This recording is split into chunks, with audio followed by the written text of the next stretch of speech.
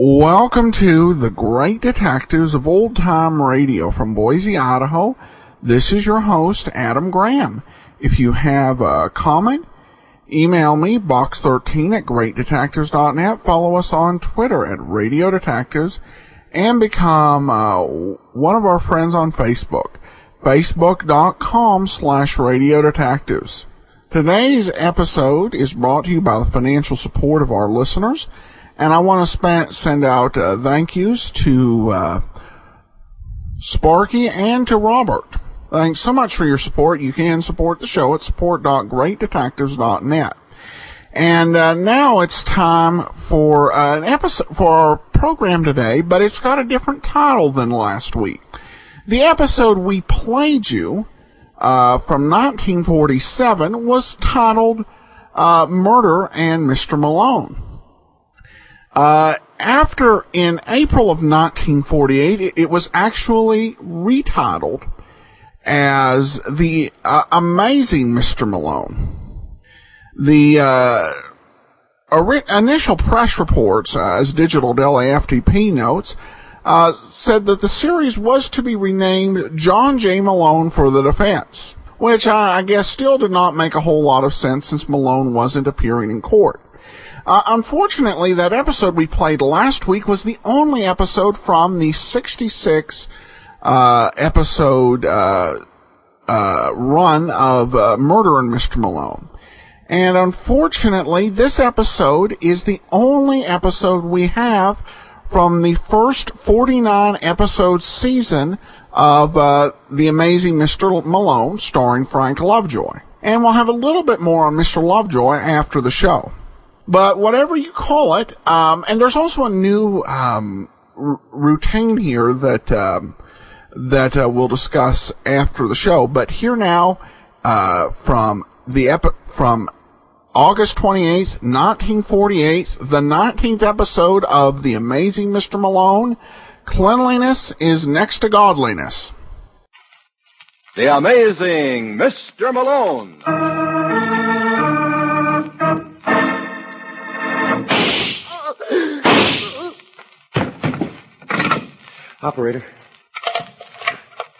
Operator, get me the office of John J. Malone.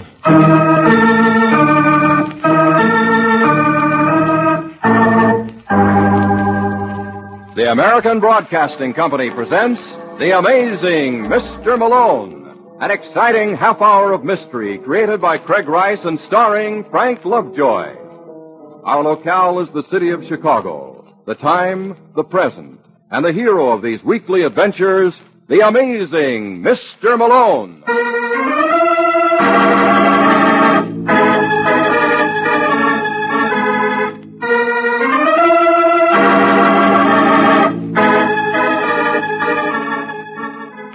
Malone is the name, John J. Malone, attorney and counselor at law.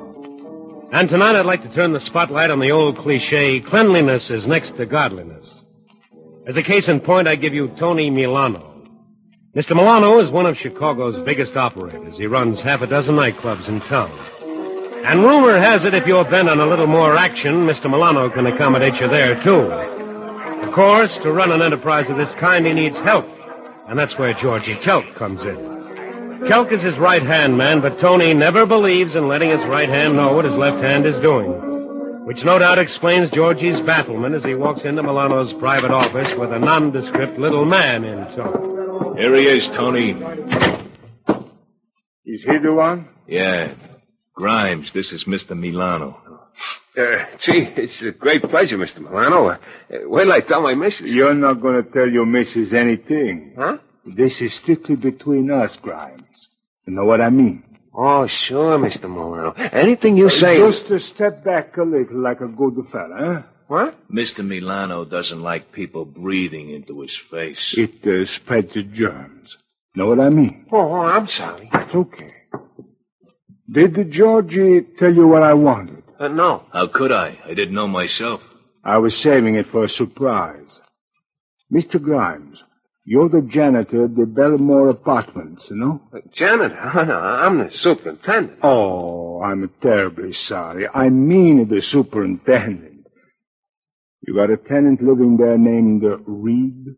You mean Jack Reed? Oh, you bet. He's a swell. Please, Mr. Grimes, you're not so close. Oh, yeah. Excuse me.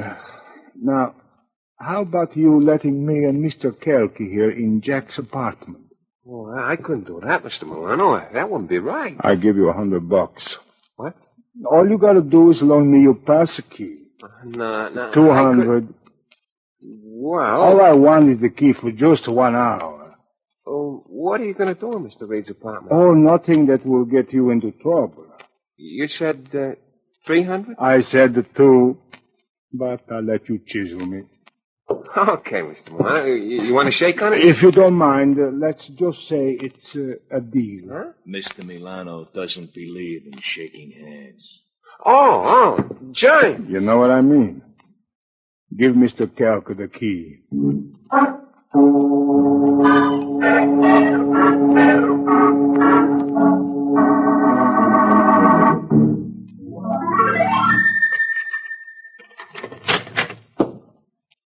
Hey, Mr. Reed does all right for himself. Tony, I don't approve of this whole idea. There are a lot of things I don't approve of, Georgie, but I don't let them make me unhappy. For Pete's sake, That's boss, enough. See if there's anything in the desk. All right. Hey, will you take a look at this? You got something? Yes, indeedy. Jack obviously doesn't believe in banks. I bet there's close to 20 G's in his bundle. Put that back. Oh, I just Put that back. Okay. Hey, what's this thing here? Well, that's a rabbit's foot. A rabbit's foot. Yeah, it's supposed to bring you luck. But what's this charm attached to it? The Jack, Reed, and Jean. With this and me, you can't lose. Who's a Jean? Oh, it must be the gal whose picture's on the piano. Hey, that's what I call a good-looking girl. Find out who she is and where she lives. Yeah. And put that rabbit's foot in your handkerchief. What for? I want it. Now, look, Tony, this whole thing here, well, it doesn't cost $50. Maybe, but it's worth $500,000 to me. Wrap it up, Georgie, or we take it home.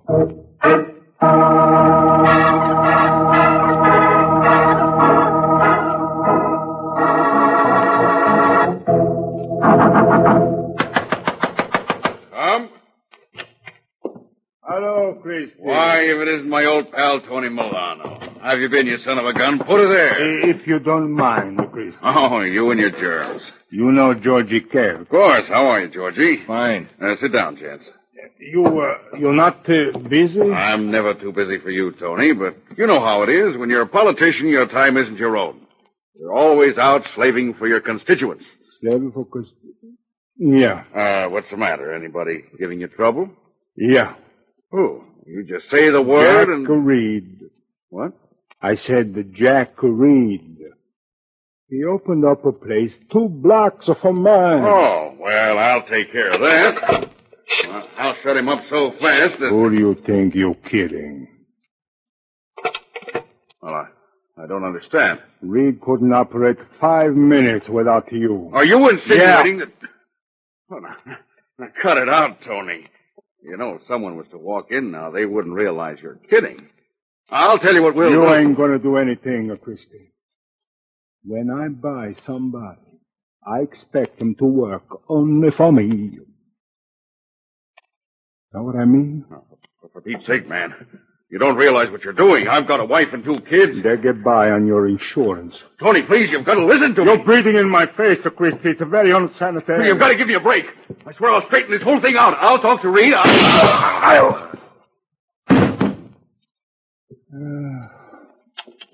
It took you long enough, Tony. What were you waiting for? I just want to hear what he's got to say.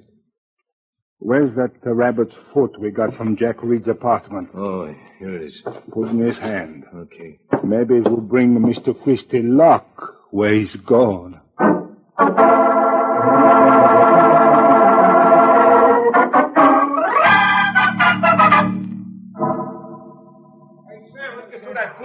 You got that step all wrong, Marge. I'll show you. Hey, Rex, give me the Wang Wang Blues. I want to show Marge that break. Now watch, honey.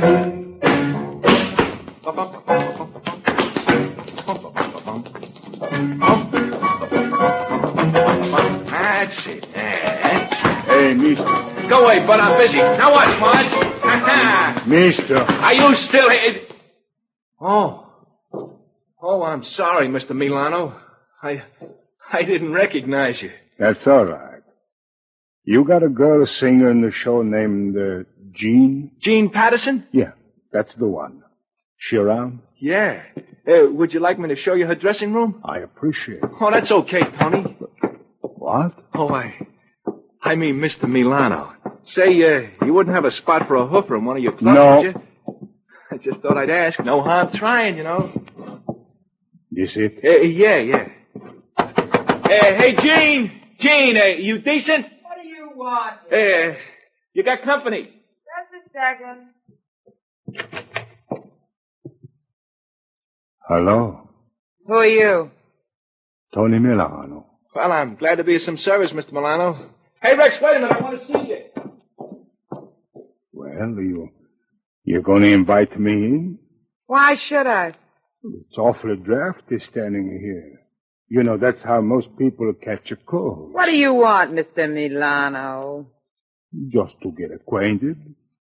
You see, I saw your picture somewhere, Jean. Jean? You can call me Tony. Not really. What's the matter, Jean? Don't you want to be my friend? Well, it's a wonderful offer, Mr. Milano. But you see, I already got one. Oh, you mean Jack Reed? Who told you about me and Jack? I got his spies. Well, I don't know where they pick up their information, but apparently it's from a reliable source. So you see, We can't be friends. I'm terribly sorry, Mr. Milano, but if you care to leave your name and address... You will let me know if there's an opening. Well, I wouldn't hold my breath if I were you. Oh, that's all right. When I see something I like, I'm a very, very patient man. Goodbye, Jean. Don't forget to give me a call.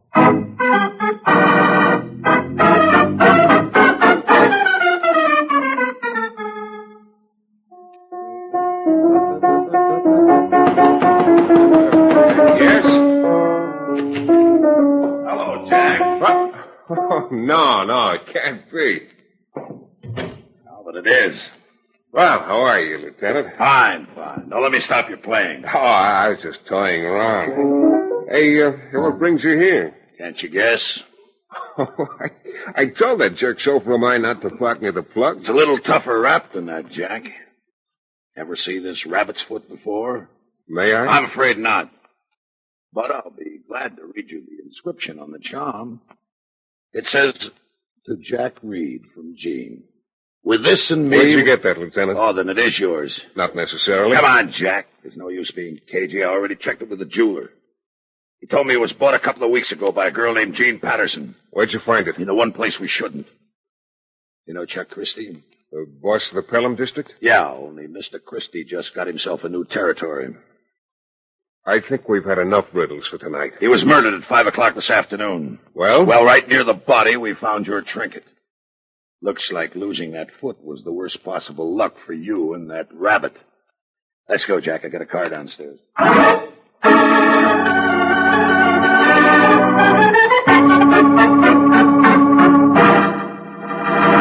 You are listening to the amazing Mr. Malone.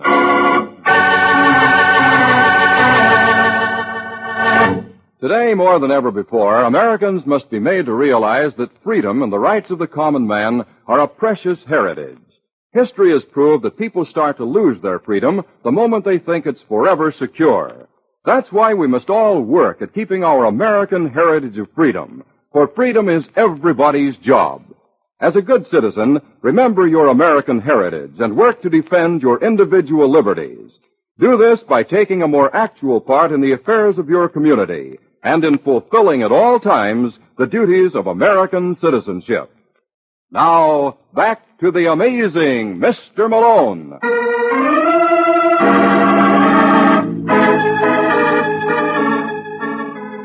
And that's where yours truly got into the act, and without even seeing the script. But 6 hours after the arrest of Jack Reed for the murder of Chuck Christie, I was pounding the pillow at home.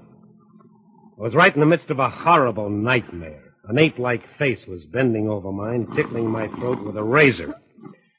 And suddenly I made an interesting discovery. It was no dream. Come on, Malone. Get up. You're asking the impossible, comrade. If I ever moved now, I'd be minus a head. And you know something? I'd look better without it. You put that razor away. Do I look weak-minded? Don't expect me to answer that while you're caressing my throat. Well, you shouldn't blame me, Malone. I know. I got the skin you love to clutch. Say, you're a regular vaudeville show, ain't you? Ain't I? What's your name, friend? Rube Gelder. Rube Gelder? Yeah. I work for Jack Reed. You know him? I know him. Well, early tonight, the police picked him up for the murder of Chuck Christie. The politician? Yeah. Lucky thing for that cop, I wasn't around. Otherwise? Otherwise, I would have broken his back before I let him walk off with the boss.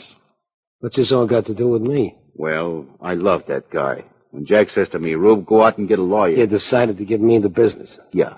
See, you're the best mouthpiece in Chicago. Oh, it don't seem possible. It isn't. Well, we'll soon know. Now, I'll tell you what you're going to do. You're going to get dressed and go down to see Jack, and you're going to get him out. Am I? Well, you'd better. Did it ever occur to you once I'm out of your sight I might tell this story to the police?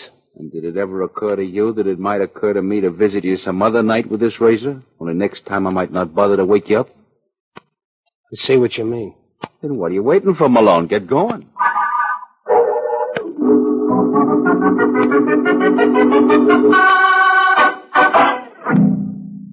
All the idiotic stunts. Wait till I get my hands on Rube, so help him along. No, don't upset him. Well, I want you to know I never suggested that piece of business to him. I'm sure you didn't. What a schmo. He seems awfully fond of you. He's nuts. I don't know why I keep him around. I'm sorry you got in your hair, Malone. That's all right. Lieutenant! What are you calling him for? I thought you were ready to go. Don't you want me for a lawyer? Sure, but I figured... Oh, forget it. No. Did you kill Christie? Why should I? Well, the police have a pretty convincing theory. They believe Christie was selling you protection for your club. So? So maybe Christie was told to close you up. By whom? Tony Milano. Why couldn't Tony have killed Christie? Well, he could have. Only there are a couple of things that argue against it. One, Tony had Christie in his hip pocket. You don't generally destroy what you control. There's even a stronger argument than that. What?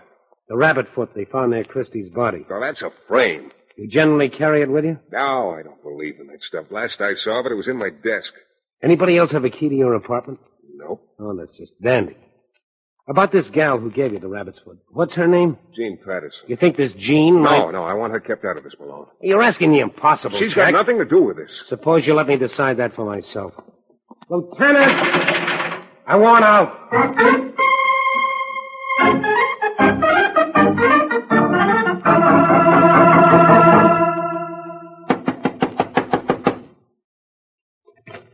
Yes? Hello, Jean. Do I know you? No, but that can be easily remedied. My name is Malone. And you heard me singing one night and you decided I was the girl of your dreams. No, not quite. You see, I'm a lawyer. Well, when I want to sue somebody, Mr. Malone... Oh, don't call me. I'll be tied up with Jack Reed. Jack Reed? Didn't you see this morning's papers? No. They're holding him for the murder of a politician named Christie. Maybe you better come in. Thanks. Now, what's this all about? Well, you see this Christie... I'm not interested in that. How am I involved? Well, they found a rabbit's foot you gave Jack near the body. You listen to me, Malone. I didn't even know Christie... No one says you did, Jean. All I'm hoping to accomplish... Don't tell me your plans. I'm not interested. Jack's got some nerve ringing me into this. Well, in all fairness to him, lover, it wasn't Jack's idea. Don't tell me it was yours. Yeah. Well, thank you, Mr. Malone. This is just the kind of publicity I love. You don't seem to realize your boyfriend's in a jam. He may go to the chair. Well, I'm awful sorry for Jack. What about me? What about you? I got my career to think of, and if you'll excuse me, Mr. Malone, I'll give it some thought right now.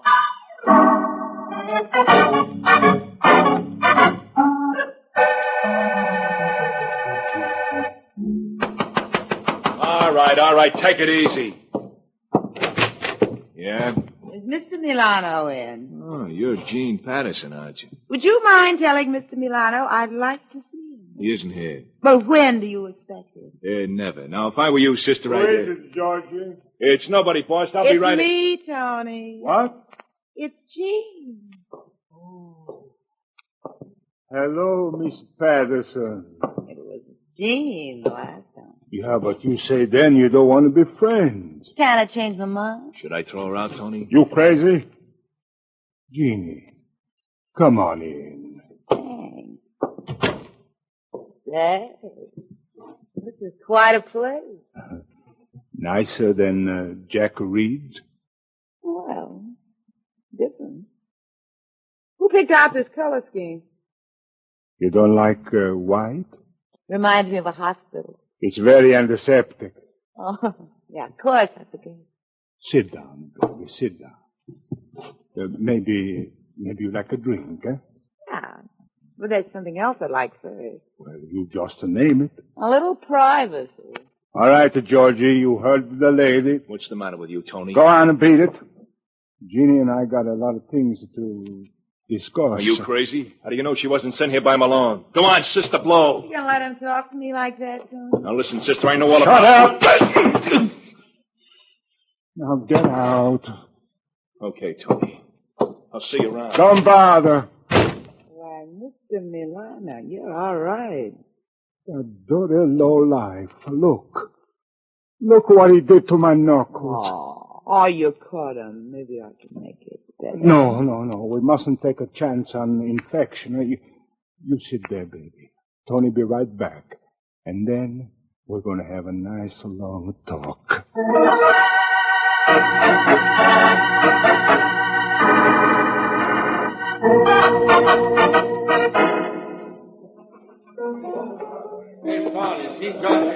Oh, never mind.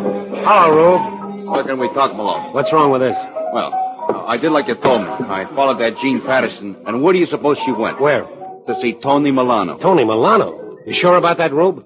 I swear on my mother's grave. I wonder where they first met. Well, it couldn't be so long ago. Jean's been going with Jack ever since she came into Chicago. What happened? Well, they got along swell. The boss was nuts about her.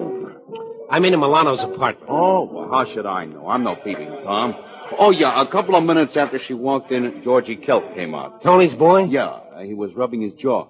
Sounds like they might have had trouble. Well, what do you think, Malone? You did all right, Rube. Let's hope I can do as well.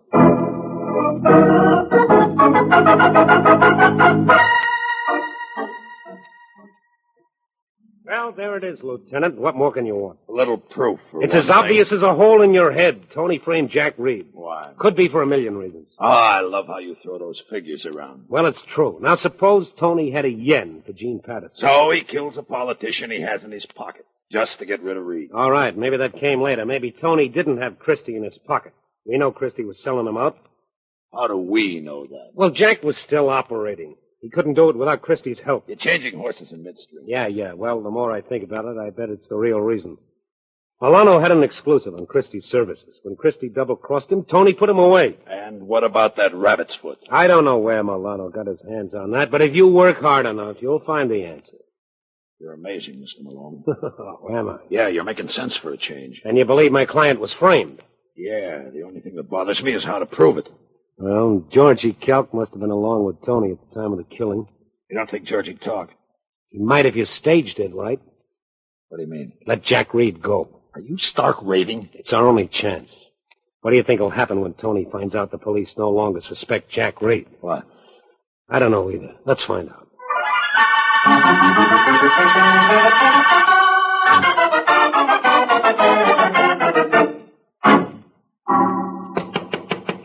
Morning, darling. I'll be ready in just a minute.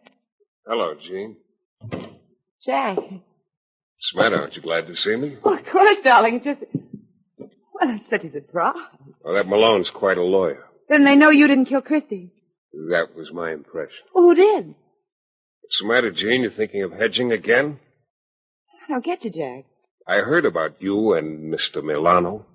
What? Mm-hmm. Rube filled me in on the gory details. Oh, listen, Jack, you gotta believe me. I was only doing it for you. Oh, baby. I mean it. I thought I could trap Tony into making some admission. I gotta hand it to you, Jean. That's a nice piece of ad-libbing. Oh, darling, when I cross you. You'd cross your own grandmother if you thought it'd do you any good. What are you going to do now, baby? It's only a question of time before they pick up your new meal ticket. You think you're so smart. Well, Tony's twice the man you Good are. for him. You think he's going to take this laying down? No, what's he going to do? You just watch and see, Mr. Reed. You just watch and see.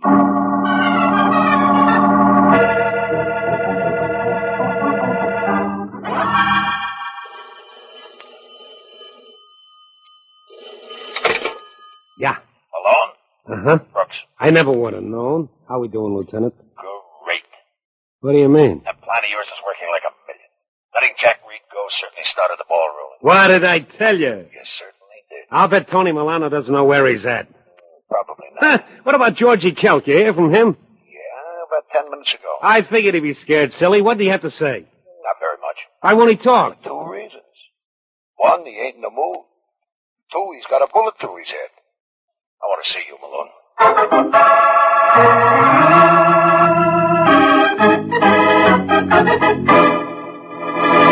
You are listening to the amazing Mr. Malone. Everybody knows about today's critical housing shortage and the various reasons for this shortage. But there are many people who do not think of one very important contributing factor: forest fires. Last year, forest fires burned enough trees of saw timber to build about 86,000 five-room homes. 9 out of every 10 forest fires are man-made. Most of these man-caused fires are due to plain carelessness. And that's why everyone, therefore, should follow these simple rules of forest fire prevention. Crush out cigarette, cigar, and pipe ashes. Break matches in 2 after using. And drown all campfires. Remember, you are a potential firebug, so be careful. Now, back to the amazing Mr. Malone.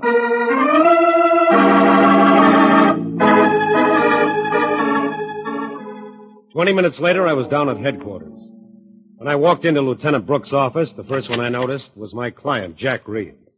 He didn't say anything. He just shook his head sadly and motioned toward the desk. And then I saw Brooks. It's lucky I did, because he was sighting a revolver at me. Well, if it isn't the amazing Mr. Malone. I got a good mind. You haven't got a good mind, and put down that gun. If you had any brains, I swear I'd blow them out. What happened? You tell him, Jack. Well, I went up to Georgie Kelk's place about 8:30 tonight. Now, what did you do that for? I told you to stay away. Yeah, I see now it was a mistake. Anyway, Georgie was certainly surprised. I think if I'd had 5 minutes more, I would have gotten the whole story. Well? And suddenly, the door opened. All I saw was an arm and a gun. I yelled to Georgie to get down, but I was a little late. There was a shot. A second later, someone tossed that rod into the room and almost brained me. That the gun there? Yeah, I want to see it. Yeah, what about the... Fingerprints. Nary a one. It's as clean as a baby's thoughts. Whose gun is it? Mine? What? Yeah, it's an old one I had in my apartment. Well, how did it... Well, how did my rabbit's foot get near Christie's body? Here we go again. Listen, Lieutenant, you looked into that angle? Uh-huh. What's the story? The superintendent of the house, a boy named Grimes, has the only passkey. You think this Grimes might have done business with Tony Milano? We're checking that now. When you finish, give us a call. We'll be over at Tony's.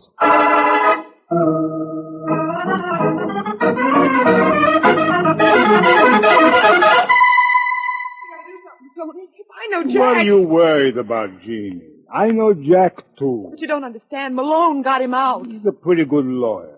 Now you listen to me, Doc. You got nothing to worry about. Didn't Tony say he'd take care of you? I know you will, darling. It's only that... Yes. Hello, Tony. Malone. Gene and I was just talking about you. Well, I appreciate that. You know Jack Reed, don't you? Jack. Sure. How are you, fella? He's the boy, Malone. I'm a water boy. Where were you around 8:30 tonight? Why? That's the time Georgie Kelk was murdered. Not a good old Georgie. Yes, a good old Georgie. You got an alibi for that time? Yeah. I was right here. Uh-huh. And, of course, Gene's your witness. That's right. Oh, now, look, I don't want to be involved. Sure, you got your career to What's the matter, doll? Don't you remember? We were sitting right there. You're lying, Tony. You sound like you can prove it, Jack. I can't. He's the one who shot Kelk. You're out of your mind. You didn't see his face? No, I didn't have to. See that bandage he's got on his knuckles? Where did you pick that up, Tony? None of your business. I'll tell you. Shut up. He hit Kelk when Kelk insulted me. I didn't think that was possible. Go on, Jack. What about the bandage? Well, when he tossed the gun into the room, I noticed. You're a liar. I don't think so. Whoa! Come in, Lieutenant. How did you make out? Couldn't be better. Superintendent admits he sold Tony here the use of the passkey for $300. What do you say, Malone? Nothing until I see a lawyer. What's wrong with me? You mean you take my case? Well, it all depends. I think I could get you off for Georgie's murder. Are you out of your mind, Malone? Don't you think I can, Jack? No. Ah, you're just saying that because you killed him. He what? Let's have that again. What for, Jack? You got it the first time. You killed Georgie Kelk.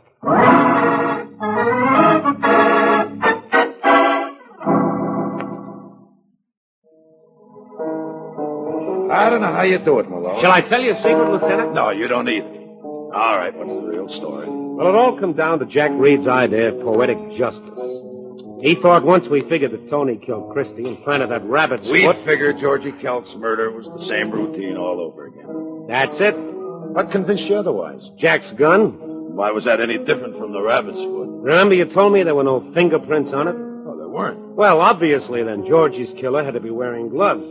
How do you arrive at that? Jack claimed he chucked the rod into the room right after the shot, taking no time to wipe it off. So, later, Jackie said he knew Tony was the man because he spotted him by that bandage on his knuckles. But if the murderer wore gloves, how could you see a bandage? You couldn't. Oh. See how simple it is? Well, being simple-minded yourself must help you a great deal. Yes, it does. When you work up to that state, you'll find out. Well, you know who I'm sorry for? Yeah, Jean Patterson. No, I wasn't thinking of her. Well, I was. Ah, poor girl. She tried to play both ends against the middle. Wound up with nothing. I begged your pardon. Where you going? Well, I owe Jean something for putting away both her friends. Maybe I can further her career.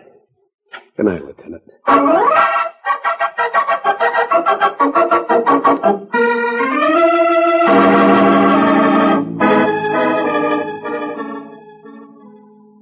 Ever hear the story of the blasé character who thought nothing could surprise him until he tried murder, and then he was shocked to death? I'll fill you in on all the details next week, so why not pick me up at my office at the same time? I'll be waiting for you. Good night. Frank Lovejoy was starred as John J. Malone. Our program was written by Gene Wang with direction by Bill Rousseau. Music by Rex Corey. The Amazing Mr. Malone is produced by Bernard L. Schubert. And now this is Dresser Dahlstead inviting you to tune in next week. The events and characters depicted in this story were entirely fictional, and any resemblance to actual places or people, living or dead, is entirely coincidental.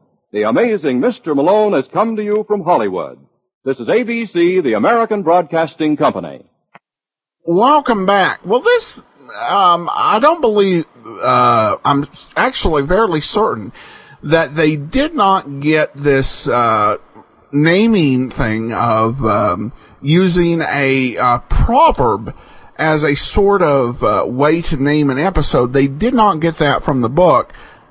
But it was one of those things that did stick even as other actors came on to play the role of John J. Malone. The big highlight, I think, for that episode was the guest star, the client turned murderer, Jeff Chandler. Jeff Chandler actually playing doubles here. And just a little bit before he would begin his great role as Mr. Boynton on Our Miss Brooks, which outside of his work in Michael Shayne, detective fiction fans will remember him for, is probably his greatest radio claim to fame. And of course, I mentioned we would talk a little bit about Frank Lovejoy, and he was just a very talented actor. Did a lot of things over radio. The one that he's best noted for is Night Beat, which was one of the more unique mystery programs.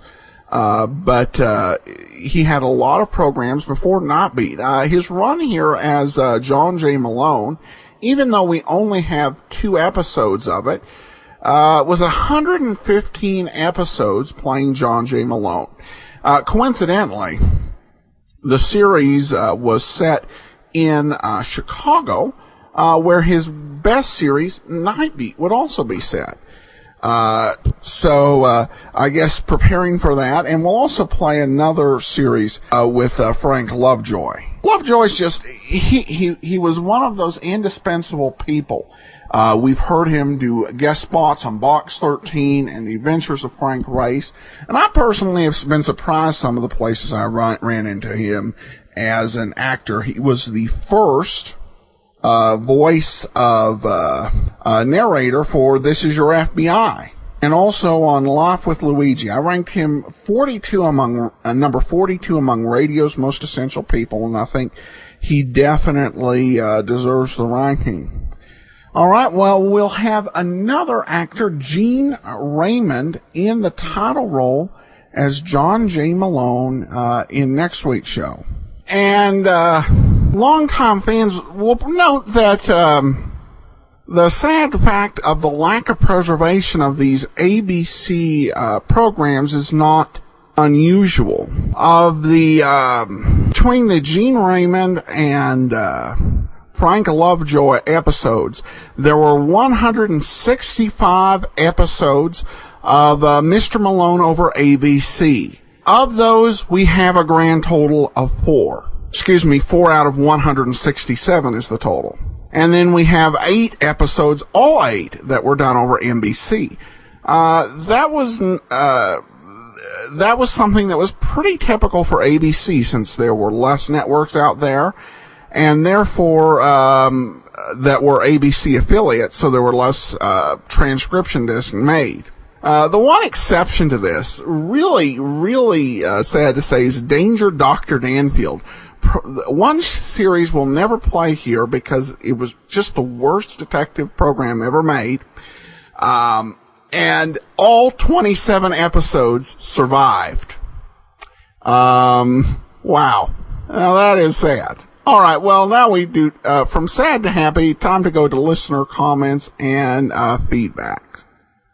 And he writes, these shows are the best things to do with an iPod or iPad or iPhone.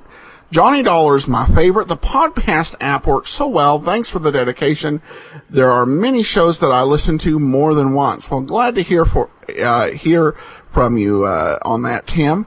And it definitely works great for Android devices. Actually, last month was the first time that we sold more on the Amazon App Store than we did on the iTunes Store. So maybe some changing trends there. Robert says, who helped support the show, says, Adam, been listening for a few years now and want to thank you for all your hard work. Looking forward to the upcoming shows. Well, thanks so much, Robert. And that will do it for today. Join us back here tomorrow as we continue on with the Clinton matter. And then next Tuesday, it'll be Jane Raymond in Murder and Mr. Malone. In the meanwhile, send your comments to box13 at greatdetectives.net. Follow us on Twitter at Radio Detectives. And become one of our friends on Facebook, facebook.com/Radio Detectives. From Boise, Idaho, this is your host, Adam Graham, signing off.